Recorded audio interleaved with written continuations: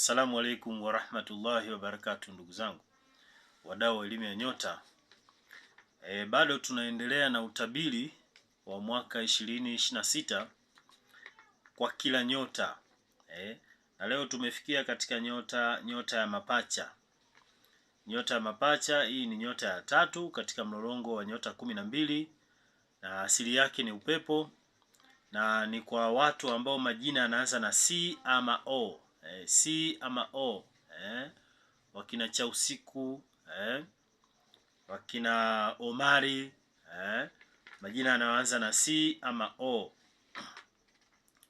Hii ni nyota ya mapacha, asili yake ni upepo, ni nyota ya 3 katika mlolongo wa nyota 12. Mwaka huu ulioanza na siku Alhamisi, nusu ya kwanza itakuwa ni nzuri, tena yenye nguvu na hali nzuri.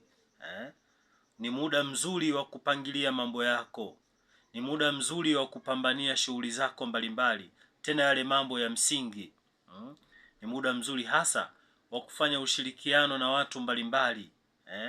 Na ikiwezekana ni watu wakubwa. Jaribu kushirikiana nao katika muda huu, nusu ya kwanza ya mwaka huu 2026. Onana na watu wakubwa, iwe ni viongozi wa serikali, iwe ni wakubwa kibiashara, iwe ni wakubwa kwa namna yote. Basi huu ni muda wako sasa wa wewe kuweza kushirikiana nao kwa biashara ama kwa shughuli zako mbalimbali. Basi ni muda mzuri, na ni muda mzuri kwa maana nyota yako ipo katika hali nzuri, japokuwa changamoto zitakuwa zinapita, lakini kwa ujumla nusu ya kwanza ya mwaka huu basi ni nusu yenye nguvu kwako. Ninaposema nguvu, maana yake nakupa nguvu katika mambo mengi sana, katika mambo yako karibu yote, katika mambo mengi. Ni muda mzuri wa kusafisha nyota yako. Kama unajihisi una mikosi, una nuksi, sijui una mabalaa, basi safisha nyota yako kwa namna ambayo unaifahamu wewe. Safisha nyota yako. Muda mzuri wa kujiweka sawa, muda mzuri wa kutoa mikosi yote uliyokuwa nayo. Basi kwa uwezo wa Mwenyezi Mungu, muda huu ni muda mzuri sana wa kufanya jambo lako zuri la kheri, kutoa mikosi, kujisafisha nyota yako. Ni muda mzuri sana. Huu ni muda ambao wewe utavutia kushirikiana na watu. Watu watavutika kushirikiana na wewe. Kwa hivyo muda huu utumie kwa makini sana. Ni muda wa kupambania mambo yako mengi sana, na kwa uwezo wa Allah basi utakuwa na nguvu nzuri sana ya kuweza kupambana. Nusu ya pili yawezekana ikaja na changamoto. Nusu ya pili yawezekana ikaja na changamoto za upinzani. Upinzani kutoka sehemu mbalimbali. Basi uwe makini pia katika kupambana na upinzani. Muombe Mwenyezi Mungu, lakini pia kama ulijipanga vizuri katika nusu ya kwanza, basi kwa uwezo wa Allah inshallah basi utapita vizuri. Changamoto zisikutishe wala zisikupe tabu, lakini ni muhimu sana mwanzo wa mwaka huu, fuatilia mambo yako ya msingi. Yale mambo yasiyokuwa ya msingi weka pembeni, ambayo unaona haya yanakupotezea muda, hayana msingi, basi weka pembeni. Fuatilia mambo ya msingi katika maisha. Isafishe nyota yako, weka mambo yako vizuri. Yale mambo ambayo ulikuwa hujawahi kujaribu, mambo ya msingi yenye manufaa ya maana, basi huu ndo muda muafaka wa kujaribu yale mambo ambayo pengine kipindi cha nyuma ulishawahi kushindwa ama ulikuwa na hofu ya kujaribu. Basi huu ni muda sahihi sana wa kujaribu mambo mapya, wa kujaribu mambo mbalimbali kuyatekeleza ambayo pengine kipindi cha nyuma ulikwama. Basi muda huu ni muda mzuri sana katika nusu ya kwanza ya mwaka 2026. Sasa tunaposema hivi kwamba nyota yako muda wake huu ni muda mzuri, ni kwa wale tu katika yale mambo manne ninayoyasema. Utajikuta kwamba hauyaoni haya ninayosema, lakini pia ujichunguze katika mambo manne ambayo huwa napenda kuyasisitiza. Jambo la kwanza, uzao ulikotoka, nyota ya baba na mama. Baba yako na mama yako, mzazi wako, wazazi wako, je, nyota zao zilikuwa zinaendana vizuri? Kama zilikuwa zinaendana vibaya, zikawa na changamoto, basi kuna nafasi kubwa ya wewe kurithi changamoto hizo kutoka kwa wazazi. Muangaliano mbaya. Katika miangaliano mbaya kuna muangaliano wa 2 kwa 12, 4 kwa 10, 6 kwa 8. Lakini kuna mwangaliano mbaya kuliko yote, mwangaliano wa nyota moja. Hapa unisikilize vizuri, mwangaliano wa nyota moja.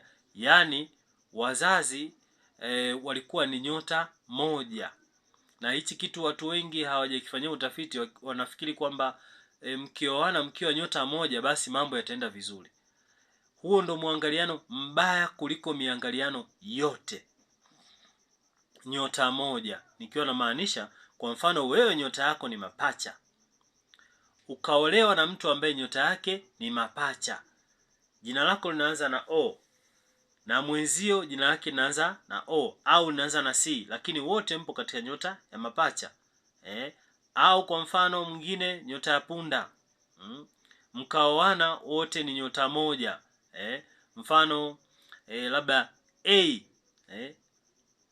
kaoa au kaolewa na mtu ambaye jina lake ni M au ni Y, hao wote ni nyota moja, nyota ya punda. Huo ni mwangaliano mbaya kuliko miangaliano yote.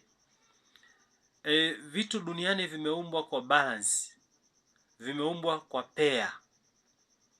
Kila kitu kina balance yake, kina pair yake.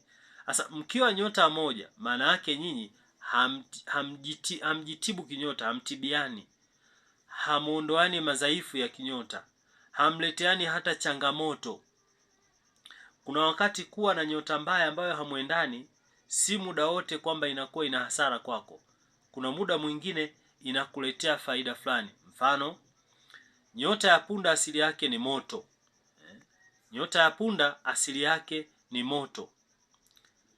AMY akaoana na mtu wa nyota ya kaa ambaye asili yake ni maji.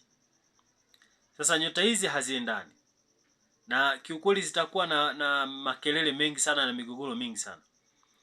Lakini kuna kafaida kidogo kapo.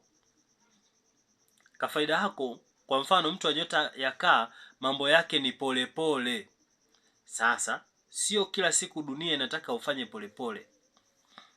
Lazima upate mtu wa kukupa changamoto ili wewe ufanye haraka. Kwa hiyo yule punda anakuja kukufundisha ile haraka ya dunia, japo kwa maumivu, kwa makelele, kwa tabu, kwa shida, lakini na wewe kuna namna unabadilika kwamba kumbe dunia inataka haraka. Na wewe mtu wa nyota ya punda mambo yako ni haraka. Sasa sio muda wote dunia inataka haraka. Kuna wakati inabidi uende polepole. Sasa huyu mtu wa nyota atakupeleka polepole. Wewe utaona kama na mtagombana, utaona kama nakupotezea muda, lakini sio kila jambo muda wote linataka haraka. Sasa umeona balance hiyo, kwamba hata kama hamuendani kinyota, kuna balance fulani inatokea au inapatikana. Sasa fikiria mmekutana wote nyota moja, hakuna wa kumfundisha mwenzie. Sawa na mfano, japo ni mfano ambao sio mzuri, watanisamee, kwamba wote vipofu alafu muongozane njia au muelekezane, inakuwa ni sawa na kuwa nyota hii nyota moja. Ni mtihani mkubwa, yani ni mwangaliano mbaya sana. Mtajikuta mna mdhaifu alafu hamjielewi. Wakati mwingine tunajifunza kwa kukosolewa. Sasa anayekukosoa lazima awe tofauti na wewe. Kama yuko sawa na wewe, hawezi akayaona mapungufu yako. Ndio mfumo ulivyo. Yaani anayekukosea lazima awe na utofauti fulani na wewe. Hata kama utaumia ukikosolewa, lakini ndio ukweli, umekosolewa. Lakini mkiwa nyota moja, mna mapungufu yanayofanana. Mnaenda shimoni, hamjielewi. Mnapotea, hamjielewi. Huu ni mwangaliano mbaya sana. Sasa kama umezaliwa na wazazi ambao wametoka katika mwangaliano huo wa nyota moja, hizo zile herufi zinatoka nyota moja, au ni herufi inafanana kabisa, yani kwa maana baba ni A, mama ni A, baba ni M, mama ni M, huo ni mtihani mkubwa sana. Yani kila jambo utakalokuwa unafanya halisogei mbele. Na kwa bahati mbaya unaweza usijielewe kabisa. Ni ile hali iliyotoka kwa wazazi ndio inakuja moja kwa moja mpaka kwako. Kwa hivyo sasa hilo ni mojawapo ambalo kama tumekusomea utabiri alafu uoni, na ndilo kubwa ambalo linasumbua watu wengi sana, kwamba mtu unamsomea kwamba huu ni mwaka wa mafanikio, nusu ya kwanza pambana, utafanikiwa, mambo yako yatafunguka, alafu anaweza asione. Hiyo ni changamoto ya kwanza. Lakini changamoto ya pili, pia kuna uelekeo wa nyota yako. Je, uelekeo ulioenda ni sahihi? Kulingana na asili ya nyota yako. Nyota za upepo asili yake ni magharibi. Kwa hivyo magharibi ni kutoka ulipozaliwa au ulipokulia. Nyota za moto asili yake ni mashariki. Maana yake ni kutoka ulipozaliwa au ulipokulia. Lakini kuna angalizo kwa nyota za upepo na nyota za moto. Angalizo hilo, hiyo magharibi unayoenda kusiwe na maji makubwa, kwa sababu upepo na maji sio marafiki. Maji makubwa kwa maana ya ziwa, bahari, yani maji makubwa. Wewe mtu wa nyota ya moto, hiyo mashariki unayoenda kusiwe na maji makubwa, kwa maana ya bahari, ziwa, mto mkubwa, maji makubwa yasiwepo. Kukiwa na maji makubwa, hata kama ni uelekeo wako ni magharibi, lakini kwa kuwa wewe ni nyota ya upepo na maji ya mwendani, bado utaface changamoto. Na wewe mtu wa nyota ya punda, hivyo hivyo utaface changamoto. Kwa watu wa nyota za udongo, uelekeo wao ni kaskazini, kutoka alipozaliwa au alipokulia, au nyumbani kwa lugha fupi, kaskazini. Kuwe na maji kusiwe na maji, kwa watu wa nyota za udongo ni sawa. Kwa watu wa nyota za maji uelekeo wao ni kusini. Kwa hivyo kuwe na maji kusiwe na maji, wao hakuna shida. Yaani mtihani upo tu katika nyota za upepo na moto. Hao ndo hata kama anafuata uelekeo wake kusiwe na maji makubwa, inakuwa ni mtihani. Hilo ni mojawapo ambalo unapaswa ujiangalie. Lakini lingine ni mahusiano, mumeo au mkeo, sijui mpenzi wako. Je, mnaendana kinyota? Kama umeendana kinyota, basi inakuwa changamoto kwa hizi baraka za mwaka huu. Kwa hiyo mtu wa nyota ya mapacha inakuwa changamoto, au nyota yote ambayo ikija kusomwa hapa kwamba huu mwaka kwao inakuwa ni mzuri, basi kama yupo katika matatizo kama hayo inakuwa ni changamoto. Kitu kingine, aina ya kazi unayofanya. Aina ya kazi inaendana na nyota yako. Kazi za nyota yako zipo nyingi sana, unaweza usizione, ni kwa sababu hujapata mtaalamu akakutafasiria. Na kinachosumbua wataalamu wengi ni tafasiri ya kutoka kwenye nyota mpaka kwenye uhalisia wa maisha. Kwa mfano, mtu wa nyota labda ya mashuke, huyu anahusika na masuala ya afya, masuala ya mawasiliano. Sasa masuala ya afya atasema mimi sijasomea udaktari, sijasomea unesi, sijasoma. Sasa kazi yangu unasema ni udaktari au maunesi, nitafanyaje? Mawasiliano, sijasoma IT, nafanyaje? Kafungue biashara karibu na jengo la mawasiliano.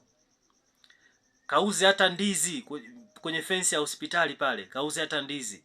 Ni mtaji mdogo sana, 10,000, 15,000. Ni ile tafasiri tu ya mtaalamu wa nyota kutoka kwenye nyota mpaka kwenye uhalisia wa maisha. Hapo ndo panakuwa na mtihani. Lakini akikutafasiria akakutafunia vizuri, mpaka unapata kile kitu cha nyota yako, kipo cha gharama kubwa, kipo ambacho ukaweza mtu yoyote, aidha umesoma ama hujasoma. Kazi ambayo unaweza ukafanya mtu yoyote. Kama hivyo haujasomea unesi au huna mtaji wa duka la madawa, basi nenda kauze ndizi, kauze hata uji karibu na hospitali. Utafanikiwa